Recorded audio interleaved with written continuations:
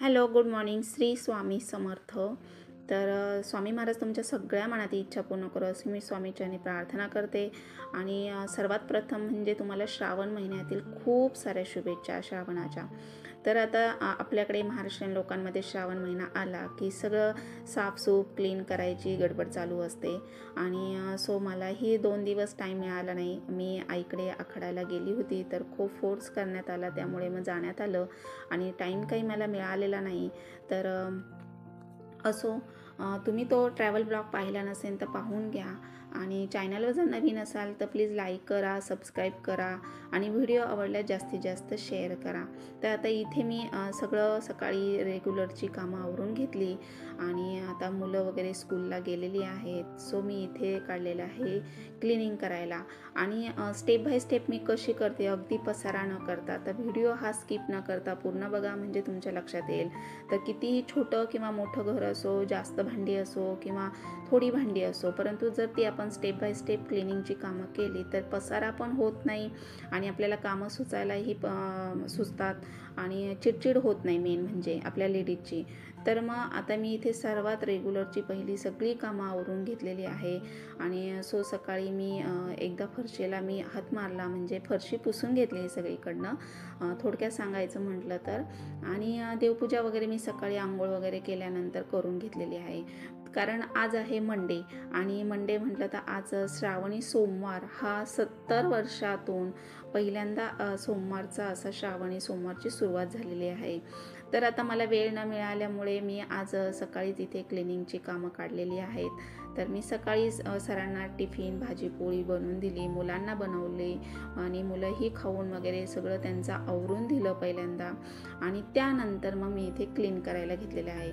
तर आपण बऱ्याचदा काय करतो की आपण आपली चिडचिड होते, अरे देवपूजा करायची किंवा श्रावण महिना आला आहे आणि आता क्लिनिंगची कामं करायची. पण असं काही नाही आहे, जशी सिच्युएशन असेल तसं आपण केलं पाहिजे.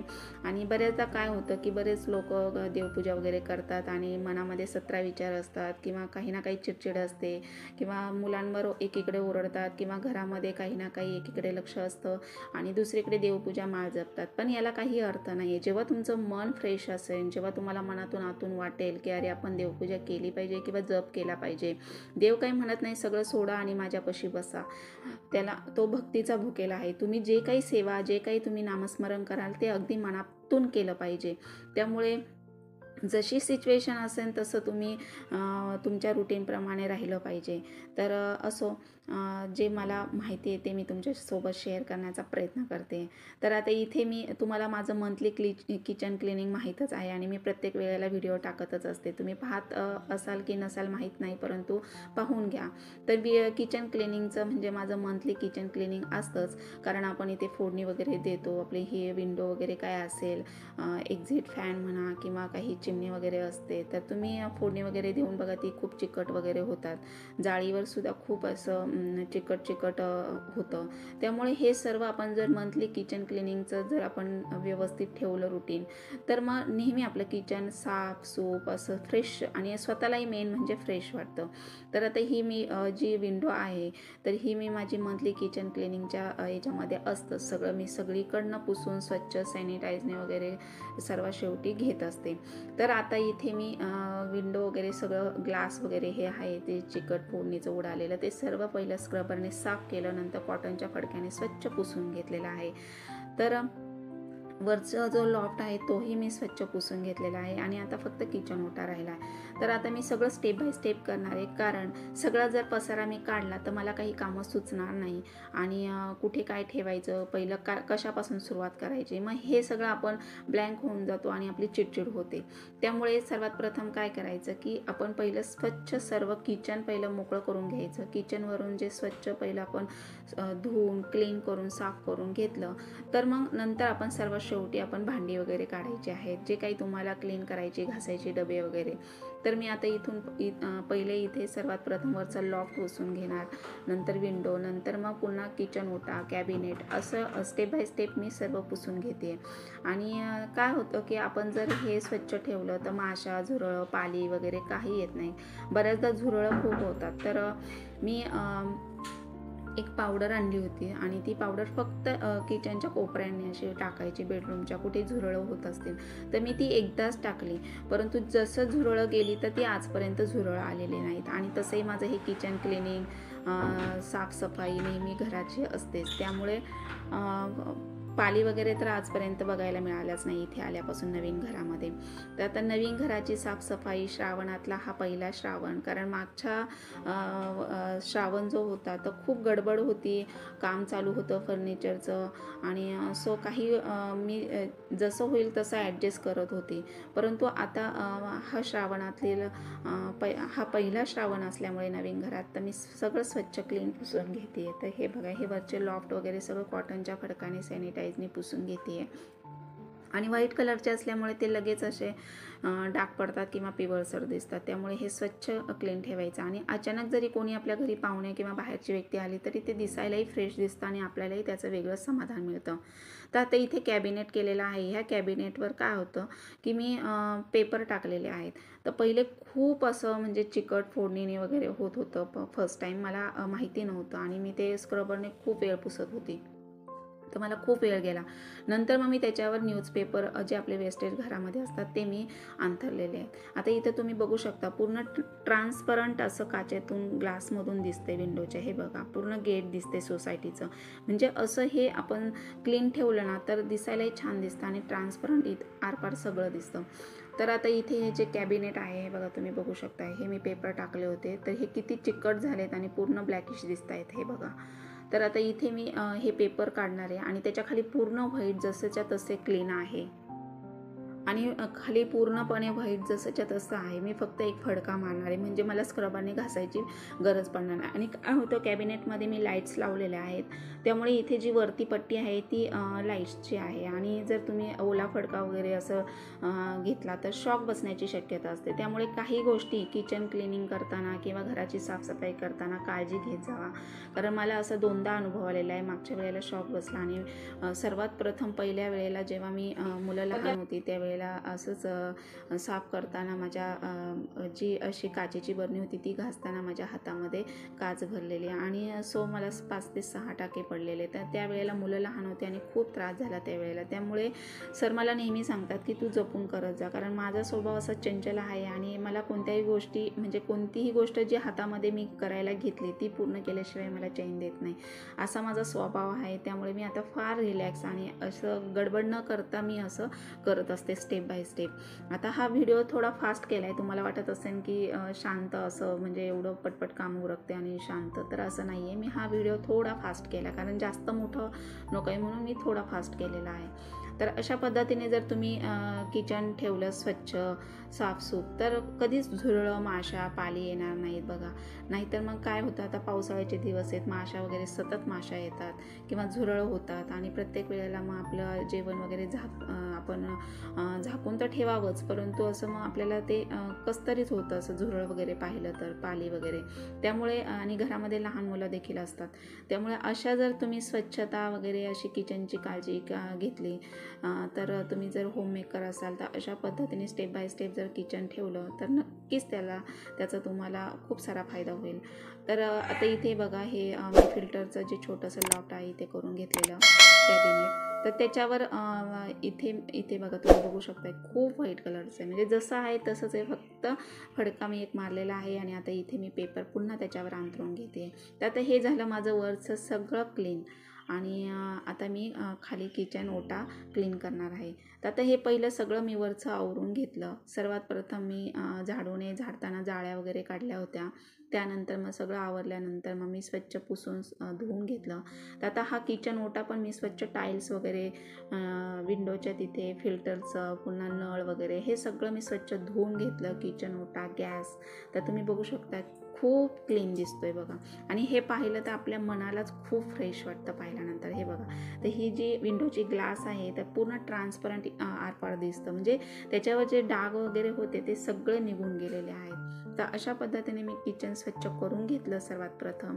तर आता मी ज्या खालच्या ट्रॉलीज आहेत तर त्या ट्रॉलीज मी वरती ज्या सॅनिटाईजनी पटकन निघल्या जातात, काही डाग वगैरे आपले बघा रोजचे रेग्युलरचे हात वगैरे लागतात, तर मग तेलकट वगैरे होतं किंवा डाग पडलेले असतात, तर हे सगळं मी क्लीन करून घेते. आणि माझ्याकडे मोजकीच भांडी आहेत, त्यामुळे मी हे वरच्यावर जी वापरातली भांडी असल्यामुळे जास्त मला असं सगळा पसारा काढायची गरज पडत नाही. आणि तसंही मी काय करते की जे काही मला आता समजा मिठाची बरणी किंवा तेलाची किटली असं थोडेसे डाग दिसले किंवा खराब झाले तर 1-8-10 दिवसातून मी असं वरच्यावर बरण्या वगैरे घासत असते, डबे वगैरे काही चिकट दिसले तर. मग त्यामुळे मला फारशी गरज पडत नाही की सगळं बाहेर काढायचं आणि घासायचं.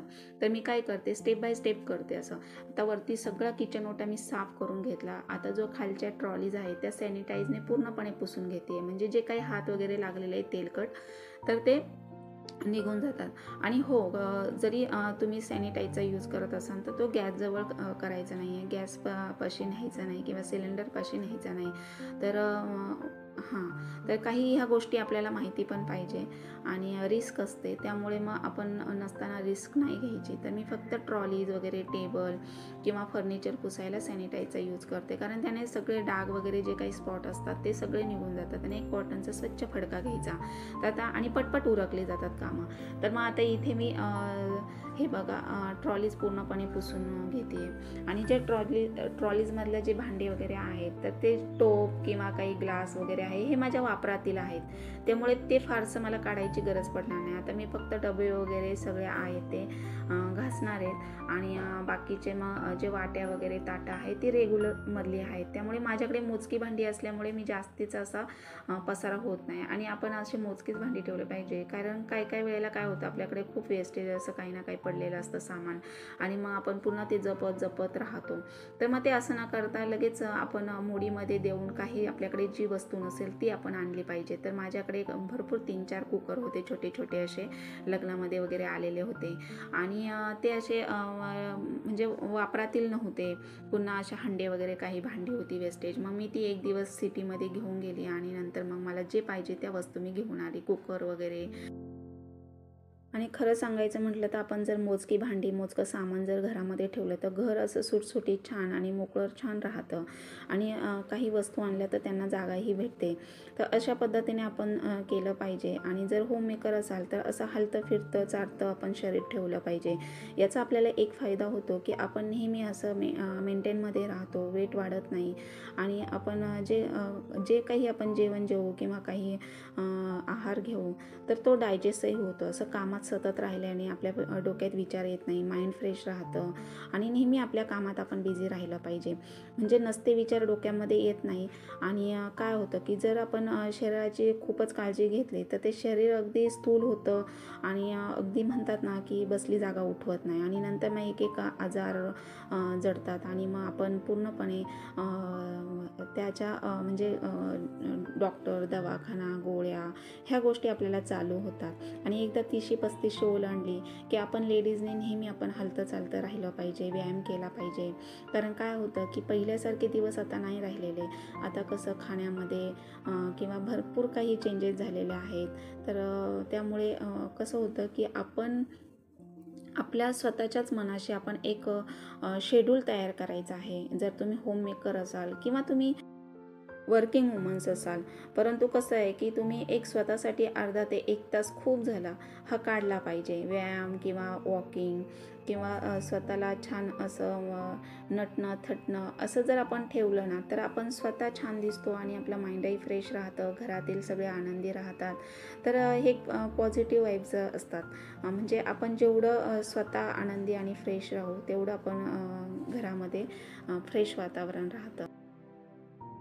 आणि बऱ्याचदा मग काय होतं की जेव्हा आपण अशा गोष्टी करत असतो, म्हणजे घरामध्ये काही ना काही खटपट, म्हणजे बाबा आता काही खराब झालं आहे ते बघितलं, किंवा काही वेळेला बऱ्याच वेळेला काय असतं सामान भरलेलं असतं, मग त्यांना सोनकिडे वगैरे, जाळी वगैरे लागते, तरी काही लेडीज देखील डबे उचकून बघत नाही आणि नंतर मग ते फेकून देतात. पण असं न करता वरच्यावर तुम्ही असं शॉर्ट आऊट केलं पाहिजे, म्हणजे कुठे काय ठेवलं आहे, किंवा आता हा डबा खराब झाला आहे, आपण हे क्लीन केला पाहिजे किंवा हे आपल्या डोळ्यांना चांगलं दिसत नाही, तर ह्या गोष्टी आपण केल्या पाहिजेत. तर हे एक आपल्या बाईचं किंवा होममेकरचं कर्तव्यच असतं आणि घरामध्ये ती नेहमी काही ना काही सतत करतच असते.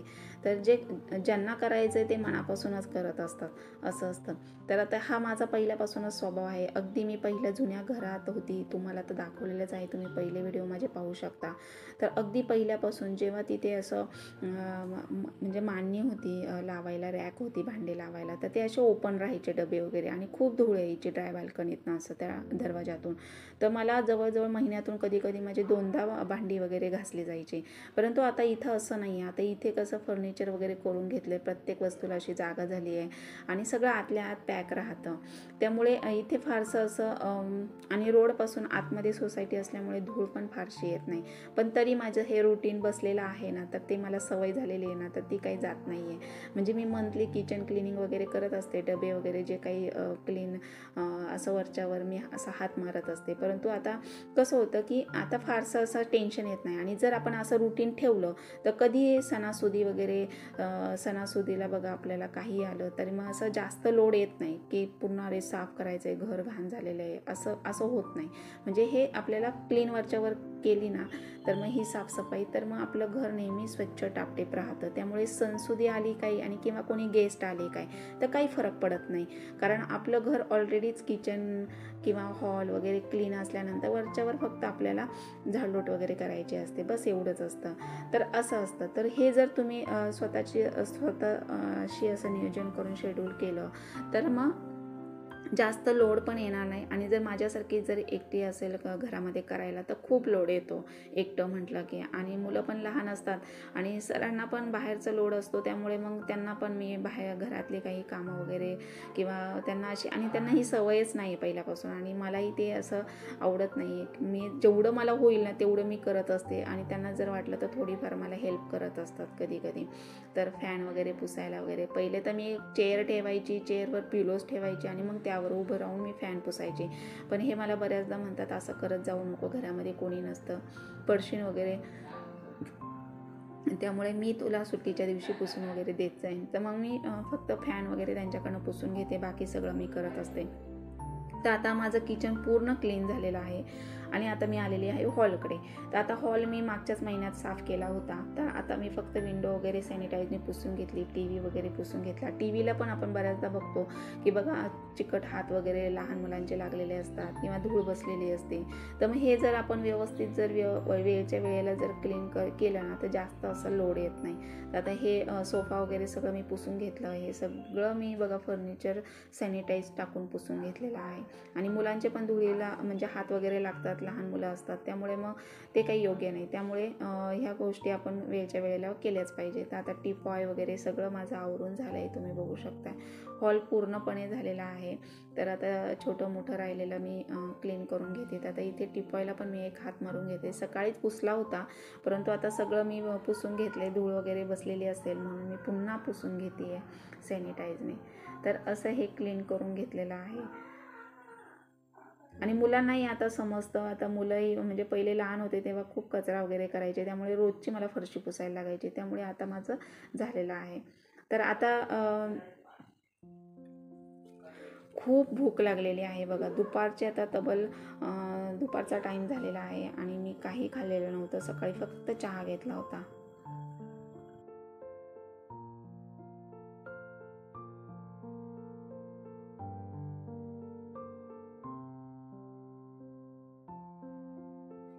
तर कामं आवरता आवरता 2 वाजले आणि खूप भूक लागली आहे. तर आता जेवायला घेतलेलं आहे आणि शिमला मिरची केलेली आहे, कॅप्सिकम आणि चपाती आणि लोणचं या जेवायला. तर आता जेवण करते.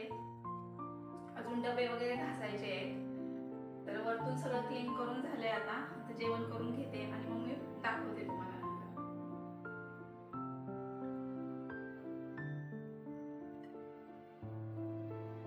मुलं नसले का माझा वेळ असा जातो बघा, कामामध्ये पूर्ण बिझी जातो.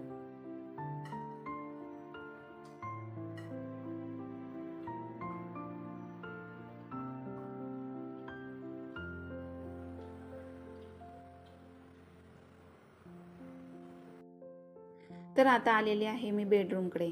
तर आता हा बेडरूम मुलांचा चिल्ड्रन बेडरूम आहे. तर इथे पण मी आता सगळं विंडोज वगैरे ग्लास हे सॅनिटाईजने पुसून घेतलेलं आहे. तसे कपडे वगैरे घालते त्यामुळे रोजच्या रोज मी असं पुसून घेतच असते, त्यामुळे फारसं काही मला एवढं साफ करायची गरज पडणार नाही. आणि आता मी मागच्या आठवड्यामध्ये सगळं शॉर्ट आउट केलं होतं, मुलांचं पुस्तकं बुक्स वगैरे नीट व्यवस्थित लावले. आणि तसे ते पण वेळच्या वेळेला व्यवस्थित लावतात, त्यामुळे जास्त असं काही इथे साफ करायला नाही आहे. पण तरी मी आता एक मनाची शांतता म्हणून, मनाचं समाधान म्हणून सगळीकडनं मी आता व्यवस्थित हात मारून घेते एक.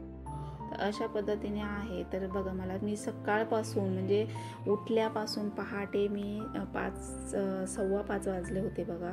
तर मी सकाळी पहाटे उठल्यापासून उभी आहे. आणि आता मलाही थोडंफार म्हणजे असं खूप वेळ असं वाकून किंवा काही असलं तर थोडा कमरेचा त्रास होतो, कारण मुलांना अगदी रात्र जागून मी त्यांना हे केलेलं आहे, म्हणजे बसलेली आहे. त्यामुळे मग आता मला कमरेचं थोडाफार, आणि त्याच्यात सीझर झालेलं, त्यामुळे मग थोडासा त्रास व्हायला लागलेला आहे. पण तरी मी व्यायाम वगैरे करते आणि सारखे असे हलती चालती असते घरामध्ये, त्यामुळे मग थोडंसं असं फिट आहे. तर आता इथे मी जे डबे वगैरे घासलेले होते, तर आता थोडंसं ऊन पडलेलं दुपारी गॅलरीमध्ये, मग मी लगेच डबे गॅलरीत ठेवले, ते सुकले. आणि मग आता त्याच्यामध्ये जे किराणा सामान वगैरे होतं आपलं, तर ते मी सगळं भरून घेते, डबे पुसून वगैरे. तर इथे खालचं कॅबिनेट आहे जे डब्यांचं ट्रॉलीज वगैरे, तर तिथे व्यवस्थित डबे मी लावून घेते आता. आणि आतल्या आत असतात. तर आता मी 2 दिवसापूर्वीच मी सगळं श्रावण महिना लागेल म्हणून मग गहू बाजरी वगैरे दळून ठेवलेली होती चक्कीमध्ये. तर मग आता सगळं क्लीन झाले. आणि जे सामान भरलेलं होतं ते मी भरलेलं म्हणजे डब्यांमध्ये भरलं नव्हतं, कारण मला साफसफाई क्लीन करायचं होतं. त्यामुळे मग आता सगळं क्लीन केलं आणि मी डब्यांमध्ये व्यवस्थित ठेवून घेतलं. आणि अशा पद्धतीने मी डब्यांचं कॅबिनेट केलेलं आहे बघा. तर इथे डबे माझ्या ह्या ट्रॉलीजमध्ये व्यवस्थित सगळे राहतात आतल्या आत. खाली पिठाचे डबे वगैरे असं, आणि वरती सगळे मग छोटे मोठे डबे, एका साईडला कुकर वगैरे, तांदळाचा डबा, अशा पद्धतीने मी सगळे लाईनीत डबे मांडलेले आहेत.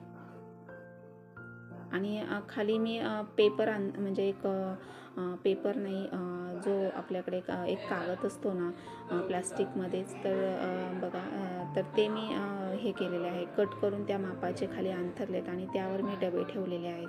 तर आता हे जे सामान आणलेलं होतं त्यातल्या काही वस्तू होत्या उरलेल्या, मग त्या एका डब्यामध्ये घालून ठेवते. तर अशा पद्धतीने माझं सगळं वरच्यावर जिथल्या तिथे असतं, त्यामुळे फारसं मला साफसफाईची गरज पडत नाही. आणि अगदी पसारा न करता बघा, स्टेप बाय स्टेप अगदी व्यवस्थित मी शांततेने सगळं काही जिथल्या तिथे ठेवून घेतलेलं आहे.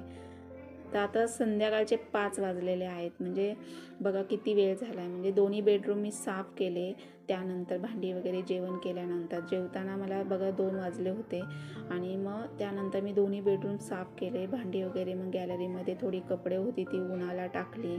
आणि आता डबे वगैरे पुसून पुन्हा मग त्याच्यामध्ये मी ठेवते. तर आता इव्हिनिंगचे 5 वाजलेले आहेत आणि आता मुलांचा टाईम होईल. तर मुलं 5:30 पावणे 6पर्यंत येतात. मग तोपर्यंत मग आता सर आलेले आहेत, ते थोडा आराम करतायत. मग मी माझी कामं चाललेली आहेत इथे. त्यांनी भाजीला वगैरे घेऊन आले येताना, तर त्या पण क्लीन करायच्यात. म्हणजे कामं आली की सगळी एकाच दिवशी येतात. आता 2 दिवसापूर्वी सगळी दळणं वगैरे दळून घेतली मी, गहू वगैरे निवडून. आणि आता ही सगळी मग साफसफाईची, क्लिनिंगची कामं. तर ही ट्रॉलीजमधले जे भांड्या वगैरे घासले होते, वाट्या ग्लास वगैरे, डिश प्लेट काय होते, तर ते जे थोडी छोटी मोठी भांडी होती ती मी घासलेली होती, तर ती आता ट्रॉलीजमध्ये लावून घेतली. डबे वगैरे सगळं लावून घेतलं, किचन वगैरे सगळं मी आवरून घेतलेलं आहे. आणि पुन्हा मग भाज्या निवडायच्या आणि त्याच्यानंतर मग जेवण बनवायला लागायचं. म्हणजे बघा, माझं हे दिवसभराचं रुटीन आहे. किती बिझी शेड्यूल आहे. आणि त्यात हे जे शूट करता करता करायचं म्हटलं ना की खूप वेळ होतो.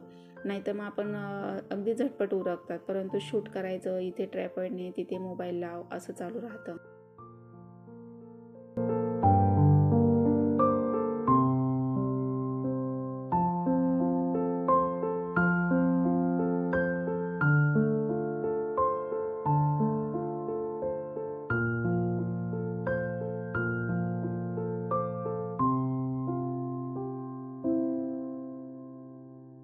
तर आता आपण भाजलेल्या वांग्याचं भरीत बघणार आहोत. तर हे जे वांगं आहे ते मी स्वच्छ धुवून घेतलं, त्यानंतर एक स्वच्छ कॉटनच्या फडक्याने मी पुसून घेतलेलं आहे. तर हे बघा, आणि त्यावर आता आपण थोडंसं लाईटली तेल लावून घेणार आहोत हाताने. ते कोरडं झाल्यानंतर म्हणजे फडक्याने पुसून किंवा मग सुकल्यानंतरच त्याच्यावर तेल लावायचं आहे. आता आपण गॅस पेटवणार आणि मग त्या गॅस शेगडीवर आपण हे वांगं भाजून घेणार आहोत. तर हे सुरीने असं त्याला काप करून घ्यायचे आहेत, म्हणजे मध्ये टोचून घ्यायची आहे सुरीने. हे टोचल्याने काय होतं की वांगं हे आतपर्यंत शिजलं जातं, कच्चं असं राहत नाही. नाहीतर काय वेळेला काय होतं की बाहेरून शिजलं जातं आणि आतमध्ये कच्चंच असतं. त्यामुळे आपल्याला पूर्ण हे शिजून घ्यायचं आहे, म्हणजे आपल्याला ते गॅसवर पूर्ण भाजून घ्यायचं आहे आणि भाजल्यानंतर ते आतपर्यंत शिजेल असं इतपत आपल्याला ते भाजायचं आहे. तर आता आपण ते वेगवेगळ्या प्रकारे असं फिरवून फिरवून आपण ते भाजून घेणार आहोत. तर हे बघा, अशा पद्धतीने भाजून घ्यायचं. आणि आपण सुरीने जे आतमध्ये सुरी टोचून आपण जेव्हा आतमध्ये हे करतो त्यामध्ये ते पूर्णपणे आतपर्यंत शिजलं जातं. तर असं सगळीकडनं फिरवून पूर्ण देठाकडनं टोकाकडून पूर्ण असं फिरवून ते भाजून घ्यायचं आहे आपल्याला. तर हे बघा, मी सगळीकडनं एकसारखं वेगवेगळ्या प्रकारचं अदलून बदलून भाजून घेते आणि खूप टेस्टी असतं. नक्की ट्राय करून बघा. अगदी लहानांपासून मोठ्याल्यांपर्यंत बोटं चाटून खाल तुम्ही, एवढं टेस्टी लागतं ते.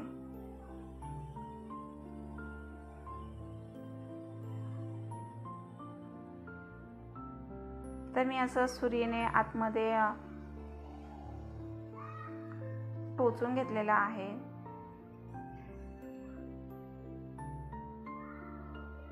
आणि भाजल्यानंतर अलगद सुरी आतमध्ये जाते. तर आता हे बघा, आपलं भाजत आलेलं आहे. तर थोडंसं आता देठाच्या साईडला भाजायचं आहे. तर आता भाजून झालं आहे आणि थोडीशी वाफ जाऊन द्यायची. तर मी आता एका ताटामध्ये ते घेतलं आहे आणि आता वरतून आपल्याला ती साल अलगद निघून येते. तर सुरीनेच आपल्याला असं वरतून साल काढून घ्यायची आहे त्याची. तर अशी मी ती पूर्णपणे साल काढून घेते आहे. तर हे बघा, वाफ निघते आहे. आणि काय होतं की गरम गरम जर काढलं, एक वाफ जाऊन द्यायची, म्हणजे थोडंसं 1-2 मिनटं नॉर्मल होऊन द्यायचं. नंतर तुम्ही असं देठाच्या साईडला धरायचं आहे आणि सुरीने आपल्याला ती वरची साल काढून घ्यायची आहे. तर प्रॉपर सगळीकडनं काढून घ्यायचं आहे आणि ती लगेच निघून येते. तर हे बघा, अशा पद्धतीने सगळी साल काढून घ्यायची आहे. खूप टेस्टी लागतं हे वांग्याचं भरीत. आणि तुम्ही बाजरीच्या भाकरीबरोबर किंवा चपातीबरोबर अगदी छान चटपटीत असं वांग्याचं भरीत सर्व करू शकता. तर मुलांना पण फार आवडतं. लहान मुलांना जर तुम्ही असं टिफिनला वगैरे बनवून दिलं तर खूप छान अशी भाजी होते त्याची. तर हे बघा, किती वाफ निघते. अगदी मी 1-2 मिनटंच ठेवलं साईडला आणि नंतर लगेच काढायला घेतलं. कारण काय आहे की जेव्हा आपण गरम गरम काढतो ना, तेव्हा लगेच साल त्याची निघून येते. आणि थोडं थंड होऊन दिलं ना, तर मग काय होतं, साल अगदी त्याच्यावर चिकटून बसते. मासावरच्यावर आपल्याला हात न लावता काढता येते. तर हे बघा, अशा पद्धतीने सुरीने काढायचं आहे.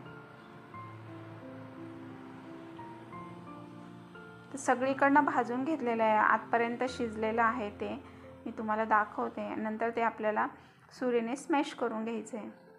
तर आता जवळपास माझी साल काढून झालेली आहे. तोपर्यंत चॅनलला सबस्क्राईब केलं नसेल तर सबस्क्राईब करा. बाजूचं बेल आयकॉन ऑलवर सेट करा, म्हणजे तुम्हाला माझ्या व्हिडिओचं नोटिफिकेशन येईल.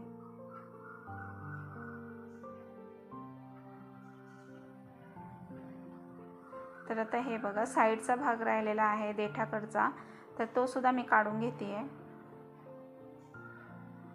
आणि नंतर आपल्याला देठ काढून टाकायचं आहे. तर आता जवळपास आपलं सगळं काढून झालेलं आहे साल. आता हे जे मी सालीचं आहे हे साईडला मी उचलून ठेवणार आहे.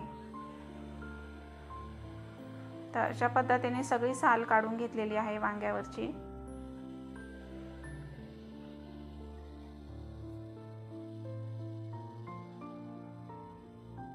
तर आता ही साल उचलून मी साईडला ठेवणार आहे आणि नंतर आपण ते वांगं स्मॅश करून घेणार आहोत. तर आपण थोडंसं तेल लावलं होतं वरती बघा, तर ते तेल छान असं उतरलेलं आहे आणि अगदी चविष्ट असं वांग्याचं भरीत तयार होतं. तर ते तेल लावल्यानंतर ते पूर्ण आतमध्ये मुरलं जातं आणि वेगळीच चव येते त्या वांग्याच्या भरीताला. तर हे बघा, आता हे मी असं स्मॅश करून घेणार आहे. सुरीनेच करायचं आहे आपल्याला पूर्णपणे. त्याचं स्मॅश करून घेतल्यानंतर मग पुन्हा आपण त्याला फोडणी देणार आहोत. तर कुठे साल राहिली असेल तर काढायची आहे, परंतु पूर्णपणे साल काढून घ्यायची आहे त्याची.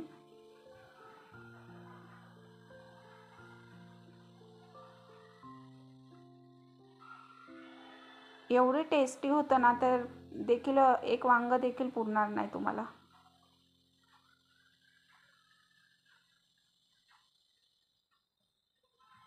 तर आता हे मी स्मॅश करून घेतलेलं आहे. तर हे बघा, पूर्ण आतपर्यंत शिजलेलं आहे आणि लगेच असं तुम्ही सुरीने स्मॅश केलं ना की ते लगेच 1-2 मिनटामध्ये स्मॅश होतं.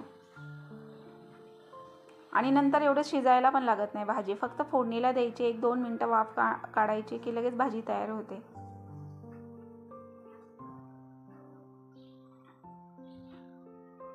तर आता हे स्मॅश करून घेतलेलं आहे.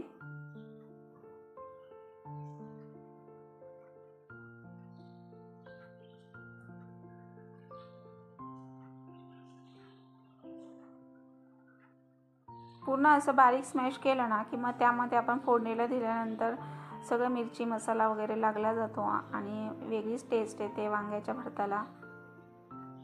तर आपण गावठी वांग्याचं भरीत खाल्लेलं आहे की वांगी कापून कांदा वगैरे घालून त्याच्यामध्ये कापून असं वांग्याचं भरीत आपण बऱ्याचदा करतो. परंतु हे भाजलेलं वांग्याचं भरीत तुम्ही करत नसाल तर करून बघा, खूप टेस्टी होतं. तर आता आपण स्मॅश करून घेतलं. इथे मी कढई थापायला ठेवली. कढईमध्ये 2 ते 3 चमचे मी तेल घालून घेतलेलं आहे. तेल तापल्यानंतर आपल्या त्याच्यामध्ये जिरी, मोहरी, कढीपत्ता हे सर्व टाकायचं आहे आणि आपल्याला छान तडतडू द्यायचं आहे ते.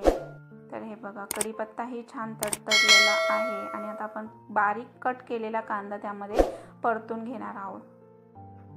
तर इथे मी कांदा परतून घेते तेलामध्ये. थोडासा असा गुलाबी रंग आला कांद्याला, थोडा परतला तर मग त्याच्यामध्ये आपण मसाले टाकणार आहोत.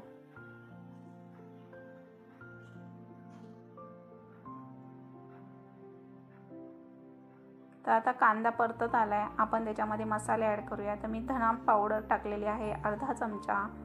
त्यानंतर आपण लाल तिखट टाकलेलं आहोत.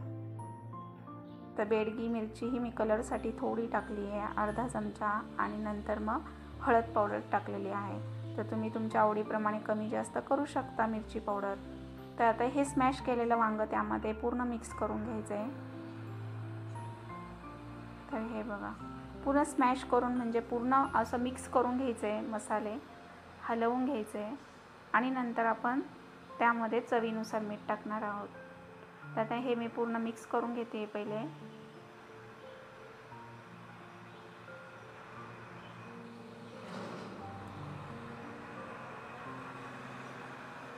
असं वांग्याचं भरीत, मिरचीचा ठेचा, बाजरीची भाकरी असं शेतात खूप छान लागतं. आता आपण त्याच्यामध्ये चवीनुसार मीठ टाकणार आहोत.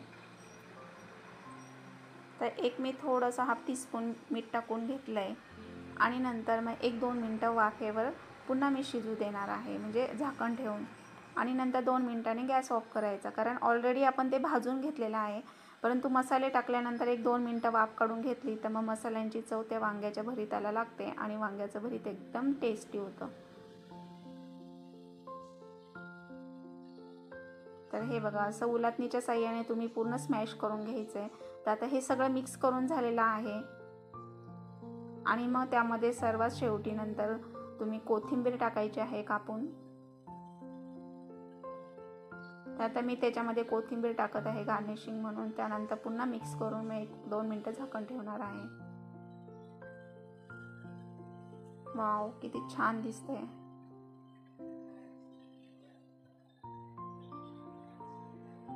आणि आता आपण 1-2 मिनटं त्याच्यावर झाकण ठेवूयात.